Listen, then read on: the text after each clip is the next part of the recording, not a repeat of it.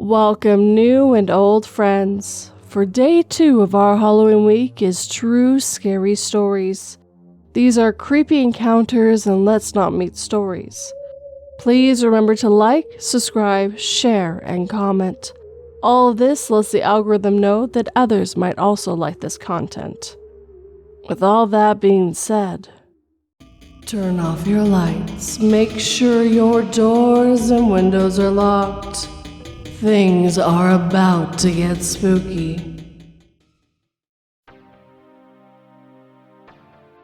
Why was this red truck following me? By spoketherefore.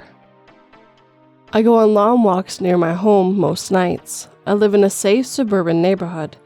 It's a huge grid of residential streets in the middle of which is a big park-type area, larger than 2 football fields that's next to a school. Last night, around midnight, I was walking on the sidewalk next to the park listening to a podcast, slowly making my way to the school.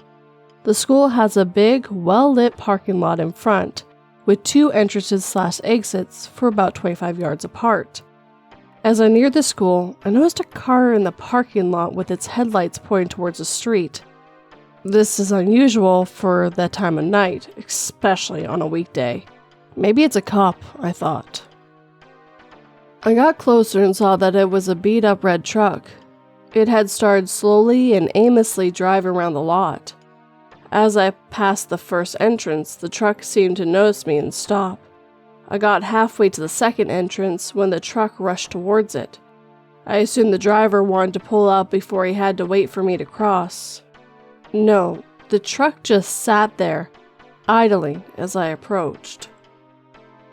I got to the entrance and saw that the truck was occupied by 4 men. I motioned for the driver to go ahead, but while looking straight forward, he just motioned with his hand for me to cross. At the same time, I noticed a guy in the back seat staring at me menacingly. I crossed in front of the truck, expecting the driver to blow his horn or rev the engine, basically to fuck with me. He didn't. They just sat there, watching me. I continued down the road, and as I was turning right onto another street, the truck exited the lot, turning in the opposite direction. Just a strange encounter, I thought. A few minutes passed, and I saw the same truck approaching me. Getting to me would have required circling the park and traveling down 3 additional streets, and to do it so quickly would require serious speeding. The truck slowed as it approached, almost stopping as it got to me. The occupants stared daggers at me as they passed. It felt like they wanted to do something, but lost their nerve. Now I'm a little freaked out. Damn my wife for making me watch so much Crime ID, I thought to myself. I'm not a paranoid person, so I started rationalizing their behavior. I told myself they're just cruising around, enjoying some weed before going home for the night. That wouldn't have been out of the ordinary for my friends and me in high school. These guys looked too old for this, though. My gut insisted something was wrong. Out of an abundance of caution, I walked a little down the street and crouched behind a big oak tree surrounded by bushes on some random person's property. I know this is inappropriate and possibly dangerous. I hope the homeowner wasn't watching me from his Ring doorbell as I lurked on his property. For a couple minutes, I crouched there before I saw headlights. It was just the neighbor from across the street arriving home. He entered his house, and I breathed a sigh of relief. I told myself I was being ridiculous. I actually felt pretty embarrassed. Just as I was about to stand up, I heard the rattling of an engine and saw headlights slowly moving down the street. It was the red truck. I'm sure I imagined it, but I thought I heard the brakes squeal right before my hiding spot. I wondered why the truck was apparently speeding to get to me and slow when it arrived. It didn't seem like chance, and I'm now convinced this truck is seeking me out. I started running as soon as the brake lights disappeared. I'm little more than half a mile from home, and I'm not taking any chances. As I turned onto the street that intersects with mine, I saw headlights and heard a familiar engine rattling. I can't say with certainty that it was the red truck, but I immediately turned around and ran to the side of another random house. Making things more ominous was the spooky music and the witch's cackle coming from the Halloween decoration next door. I waited another minute, making sure the red truck didn't pass, and then ran the rest of the way home.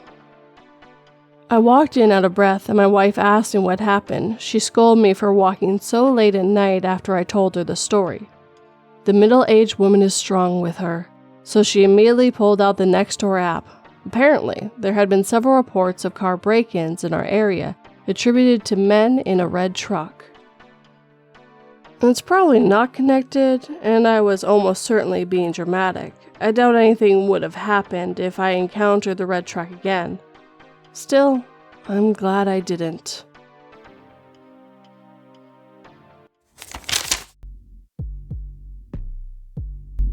We named our baby Lily after the flowers that bloomed on the day she was born.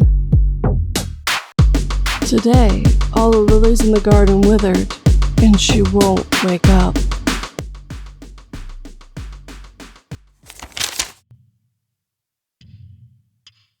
Peeping Tom / Stalker by owellwhatevrnevrmind. Backstory. I, female, was 13 at the time, but I looked more like I was 10. My grandma lived 2 states away and discovered she had stage 4 cancer. My mom packed me and my sisters up and drove us there while my dad stayed home for work. We were there for 3 months. My aunt and uncle lived in the same city as my grandma, so me and my sister would frequently spend the nights at one of my aunt's houses. One day, I was making lunch for my grandma when my uncle walked into the kitchen. He suddenly shouted and rushed out the back door. I caught a glimpse of a man in a red baseball hat running from the kitchen window. He had been watching me. My uncle claimed he didn't catch him. We found 2 piles of cigarette butts in the backyard, one by the kitchen window and one by the bathroom window. Yeah, my grandma didn't have blinds or curtains on any of her windows besides her bedroom windows. Needless to say, we were horrified. Fast forward a few days, and my mom was certain who the Peeping Tom was. My grandma's neighbor who always wore a red baseball hat, and had suddenly become smoking buddies with my uncle. We couldn't prove anything because my uncle backed him up, and we didn't want my grandma to be distressed, so we let it go. A couple days later, I was spending the night at one of my aunt's houses while my sisters were at another aunt's. It was just my cousin and I there while my aunt was at the store. I heard a car door and peeked out the window to see if it was my aunt, but I saw a man stand at the end of the empty driveway. He wore a red baseball hat pulled over his eyes. My uncle had told him where I was. I was freaked. I locked the door and told my cousin to call her mom. She was on her way home, but the man was already gone. After that, I never left my mom's side. I stayed every night at my grandma's house. My dad flew up soon after, and that was the end of the incidents with my grandma's neighbor, because there was now a man in the house, and if my dad left for the store or something, he took me with him. It's been 14 years and many disturbing things have come to light. My uncle's a predator, and one of my sisters was one of his victims. My aunts knew and covered it for him. And a sister of mine, she's running the streets, using hard substance to self-medicate, and her son was taken away from her. My parents are absolutely devastated, and the guilt eats away at my mom every day.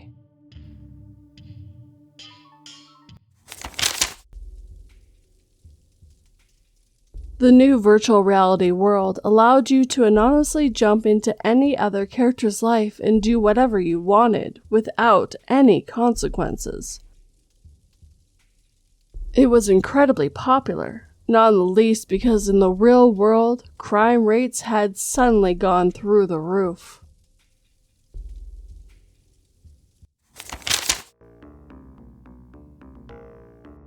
Terrifying Halloween Night by Anonymoose. I apologize if there's some errors or things that may not make sense. This is the perspective of my story told from me in part by a friend. This happened to me the weekend of Halloween, and I personally don't like talking about it, but I've been told by my friend to share it to get it off my chest. My friend and I were invited to a house party just for college students in the richer area of town, so the house was huge with an acre of land and a pool area. This party was themed to be a little naughty, so my friend dressed in a sexy nurse outfit and I dressed as a belly dancer. Majority of the party took place in the house, as there was maybe like 70 people, with the house being so very sparse. So not too difficult to get around. I'm not much of a drinker, but I did get some juice that was available. Some friends pulled me and my friend over to take some pictures, and I set my drink down. After what felt like an hour of just taking pictures, I found my cup and took another sip, not even worrying that I left the cup alone for a while. Then a man came up to me who looked like he was in his late 20s, early 30s. He said my boyfriend's name and said he'd been trying to call me. That's where I realized I didn't have my phone on me. I have loads of respect for my boyfriend. We always make sure to stay in contact with each other. And since he had to work, I promised I would contact him, but I just forgot. The man said it was urgent and said I could use his phone to call in one of the rooms. So, not thinking at all, I followed the man. If my boyfriend really wanted to call me, then I knew it would be something terrible. As we entered the room, I felt as if I just ran a mile and felt winded. The man closed the door behind me and sat me on the bed and gave me his phone. I started to feel weak, like I just got a migraine and just couldn't call. Then I was helped to lay down, and within seconds, I was out cold. I woke up later, not sure where I was or what even happened. I found my friend rubbing a napkin on my tummy while yelling. It took me a bit to come back to reality, and I realized in the bedroom while my friend was cleaning some stuff off of me. That's when I had a panic attack and just realized that I quite possibly had been used. My friend calmed me down and told me that didn't happen.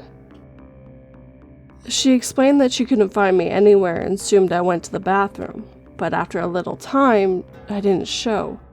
She went looking for me, eventually checking the bedrooms, and found me laying on the bed with a guy taking something out of my belly button.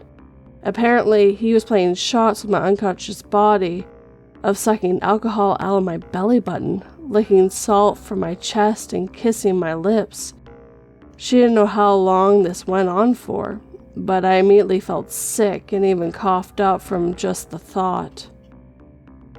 Thankfully, my boyfriend got off work early after my friend told him what happened. He picked me up while my friend asked around about the guy, but of course, no one knew him or recognized him. I was taken to urgent care and looked at. Thankfully, nothing was wrong with me, and the drug in my drink didn't cause any further harm than just knocking me out. I wish the story ended here, but I started to receive texts from a random guy. At first, he was just asking me random things, and I just didn't reply. But then he showed me a picture of my torso and started saying creepy things to me and even giving me the impression he's stalking me. This is still going on today, just texting me randomly. I've had the idea to bait him one of these days to finally have backup to catch him, but I don't know how smart he can be, and what he'll do if things don't go as planned. Edit. Thank you to everyone who reached out to me in the comments and DMs. It really makes me feel better knowing not every stranger out there is a creep. Because my past trauma and now this, I often find it hard to trust strangers. As far as an update, I stopped receiving texts from the guy just before Christmas. However, I often feel a weird sense that I'm being followed when I'm in public, and there have been a few instincts that I thought I'd seen the man again. I still am spooked at random times with random men looking at me for too long, but I've learned to get over my past traumas, so I hope to do the same with this one. I've contacted the police and asked what I can do. They took my phone in to copy the text I received, but I'm sort of doubtful it will go anywhere. I honestly just believe it was a stranger who had bad intentions at the time and acted upon it. I'm not really even upset anymore. I just want to continue with my life and better myself for any future events. Sorry, I didn't mean to make this update too extended. I don't think anything else will happen, but if it does, I will update when I can. Again, thank you so much, everyone.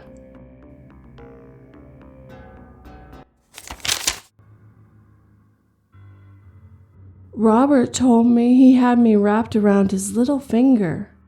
But now I have him in my palm, Serena told her best friend with a smirk. 2 days later, under the California sun, Robert's lifeless body was cut down from it.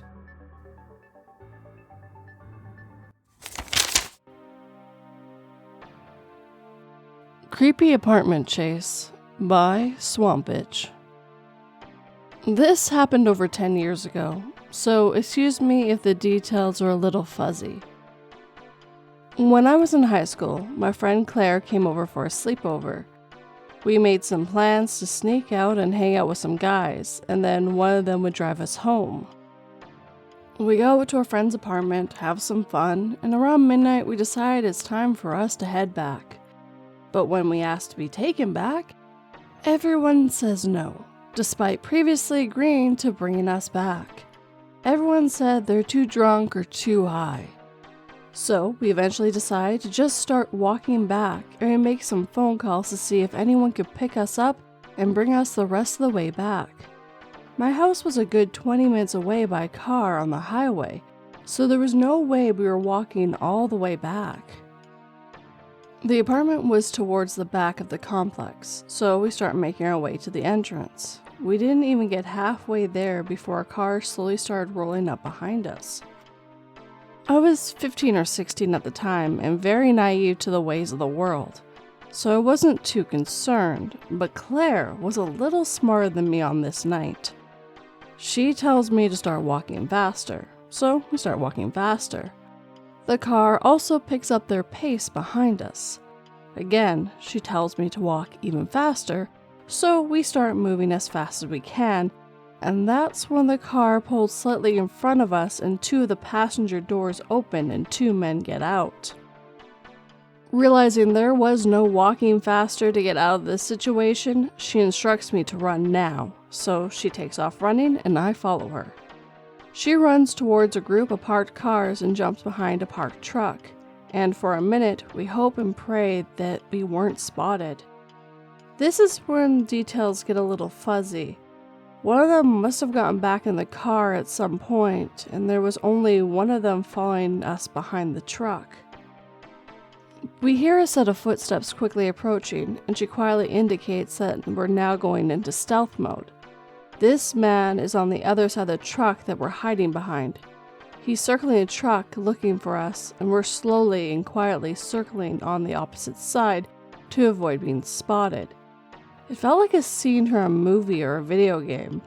We somehow managed to do 2 or 3 circles around the vehicle without being detected, and by the grace of God, he gives up and decides to go back to the car with his friends.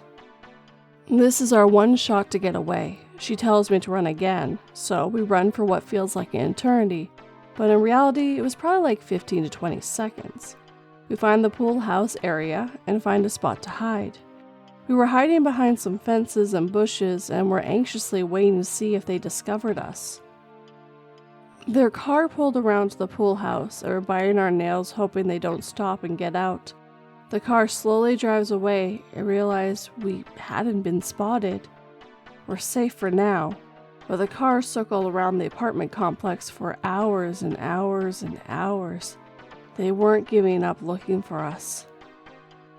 So we're safe for the time being, but now we need to find a way out of there. It was the middle of winter, and of course we had dressed to impress the guys we were hanging out with. So short shorts and revealing tops. We were freezing. We found a dirty, disgusting Captain America blanket that we huddled up under while making phone calls to find someone to pick us up. We tried contacting the guys at the apartment, but no one answered our calls. None of our friends answered our calls. We felt completely alone and helpless. But at around 5 a.m., someone finally answered and said they would pick us up. The best news I had ever heard in my life. Our friend gets to the apartment complex, but can't find the pool house. The group of men is still constantly circling around, so there's no way we're coming out of hiding. We managed to figure out where our friend is with a little detective work. Figure out what building they're facing, what's in front of them, are there dumpsters nearby, etc. We figured out where they are, so we make a run for it. We spot their car and hop in as fast as we can. Go, go, go, go, go, we tell them as our friend speeds off towards the entrance. We pass the group of men on the way out, and that was the last we saw of them. We made it back around 6 a.m., just in time to sneak back in without my parents even knowing we had left. If Claire hadn't been with me that night, I definitely would have been abducted, raped, and possibly killed. So thankful to Claire and our friend that picked us up, but a big fuck you to the adult men we went to hang out with as teenagers, and especially fuck you to the guys that intended to harm us. On a happier note, I'm now very diligent and aware of my surroundings, and we washed the dirty Captain America blanket and shared custody of it for years after this encounter. So, to the men who terrorized me and my friend in that shitty apartment complex, let's not meet again.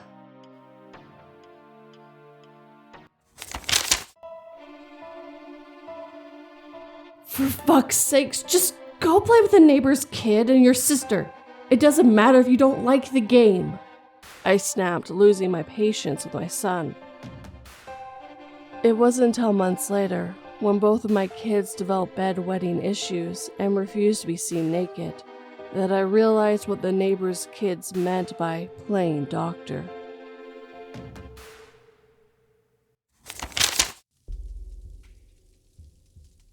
My Uncle is a Creep by Anonymoose. So, this isn't too creepy, I guess, but it creeps me the fuck out. I'm a 21 female, and my uncle is much older than me, early 40s. He's the youngest out of my dad's siblings. He saw me from birth up until I was 9. He was okay with me as a kid and never did anything creepy to me as far as I can remember. However, when my parents were together, my mother always warned me not to get too close to my uncle. When I was 9, I moved away with my mother to a completely different city up north and told me things about him and my grandfather. It made me feel gross hearing them, however, and I can't lie. I did doubt her as she had a tendency of exaggerating every story she told. Little did I know how right she was. When I became 18, my dad's family and I met up in my city at that time. It was great. I saw my cousin, who was a year older than me, and we catched up on what I missed. I interacted with my uncle again, too, and was friendly with him, just like everyone else in the family, though. I regret it now because he saw my fun side, and I guess that motivated him to interact with me more to bring that side out of me again. He looked much older and had grown a large gut and became almost bald. It had surprised me as he looked like your average TikTok star when he was younger. The meeting was okay, however, he began to act strangely with me afterwards. He always managed to find a way to touch me, such as putting a finger under my neck or chin to turn my face suddenly towards him, like a cheesy rom-com or something. It was not in the NSF areas, but he was always touchy. This to me was already a yellow flag as our culture is strict and men don't touch women at all, not even in friendly manners. None of my other male relatives have behaved in the past like that, except kind of my grandfather. So he made me feel weird, and I had forgotten all of what my mother had told me about them. One time a particular incident occurred when I was at my cousin's house and he was there too. My memory is hazy, but I remember him whispering a question about why am I so shy, and he was close to my neck when he said it. I could feel his hot breath on my neck, which made me break into a cold sweat. He wouldn't leave me alone and kept asking me questions, forcing me to interact. Another thing in our culture is that women are told to be hospitable and, well, not cause a scene, as that is extremely shameful, and the woman is blamed even for legit reasons. He would always make childish expressions at me whenever I accidentally would make eye contact with him, and I noticed he always kept staring right at me. The conversations he had would try to include me in some way, and he would ask me questions about it even though I tried to make myself look busy. I think once he had breathed on me, I caught him looking through my purse when I was away from it, and he noticed and quickly acted as if he was doing nothing suspicious. Near the end of the day, I was on the sofa looking behind it and petting my cousin's cat. My uncle was leaving and wanted to say goodbye. I didn't think much of it, as he usually would just say goodbye and leave. However, he grabbed me by the waist and pulled me towards him. It felt pretty violent, as I was practically cornered due to the position of the sofa and him. He said something that I can't remember, as it was overpowered by the feeling of disgust, and I had towards him and panicked. What he was doing was not allowed in our culture. Men did not grab women by their waist, not even husbands with their wives. I tried to pull back, but he grabbed me harder, and it felt like he was feeling my waist. Even more, it freaked me out. And after he let me go and left, I turned around and saw that my dad had partly seen the ordeal. When I got home, I told him everything of what happened. My dad told me it was a good thing I came to him about it, and that he will talk to my grandmother about it so she can set him straight. However, sadly, nothing like that happened. To be honest, I knew that he wouldn't take it seriously due to how backwards our culture is, and I couldn't tell my cousins or aunts. They are extremely conservative and, well, very slut-shamey, and would certainly blame me for it, not my uncle.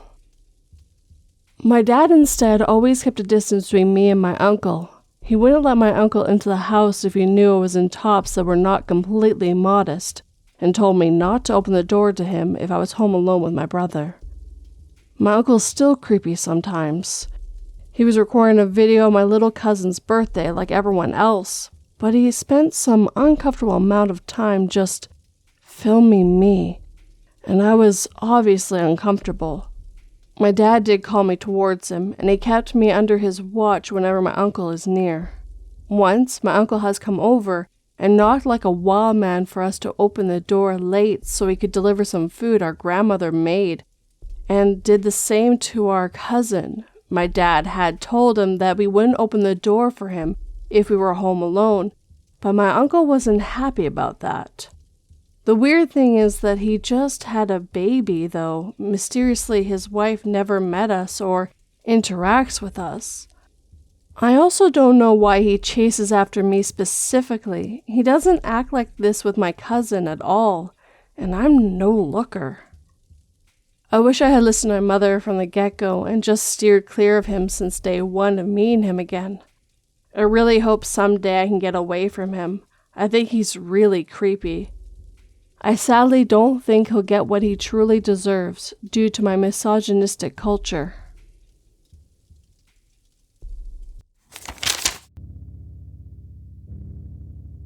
A few years ago, I gained the ability to detect someone's physical pain by eye contact and where the pain was in their body. As I looked at the cashier's eyes about to purchase my groceries, I noticed she had the worst pain I've ever seen on her whole body, yet has no reaction.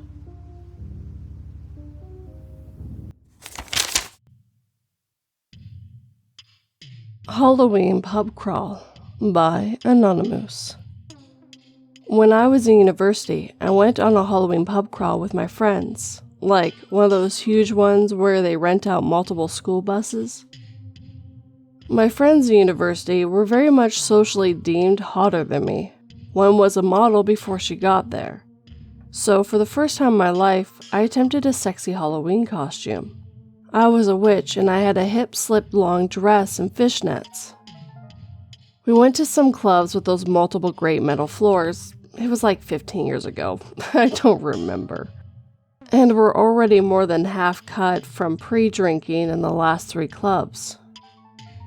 I got separated from my friends when I went to get drinks on the upper levels where the bar was less busy, and on my way back down, some guy dressed like Rick James asked me to dance with him.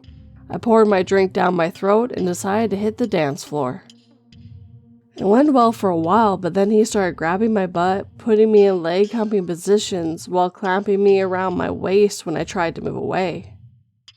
My friends below the platform I was on at this point were drunkenly wooing me on, so not knowing what else to do at this point, I humped the leg, bemused. While I was trying to figure out how to judo myself out of his drunken octopus grip, he screamed, "I'm Rick James, bitch!" in my face and inserted his fingers inside of me and held me down while trying to wiggle away.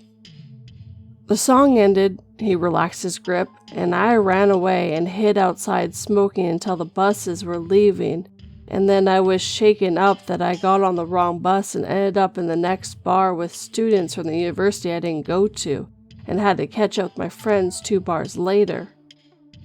I was too stressed out, drunk, and trying to salvage the night to tell them right away, but I told them the next day. Cocaine is a hell of a drug. Happy Halloween.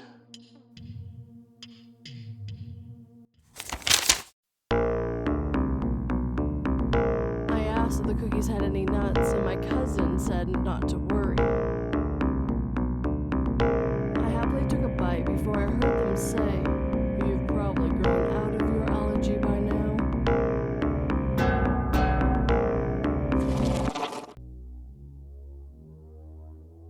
And with that, our time together was coming to an end. I'd like to thank the writers who let me read their stories today. And I won't lie, a few of these were hard to read and got my blood boiling. I normally am pretty calm when I read stories, but a few of these made me pretty angry. I don't normally get scared with true stories, I get angry. I really hope everyone stays safe. I'd love to know what everyone else feels after listening, but use the word hot anger so I know you got this far as well. If you enjoyed these stories, hit that like button and make sure it feels it. If you're new, please subscribe and turn that pretty little bell to all notifications. You can also share this with anyone who might enjoy this channel or video. If you'd like to help in other ways, like these lovely people on screen, I do have Patreon and YouTube memberships. You also can do a one-time donation with my PayPal and Buy Me a Coffee. All the links, including the ones to my socials and website, are down below. But, as always guys, thank you for watching and listening. Sleep tight and don't let 42 bite.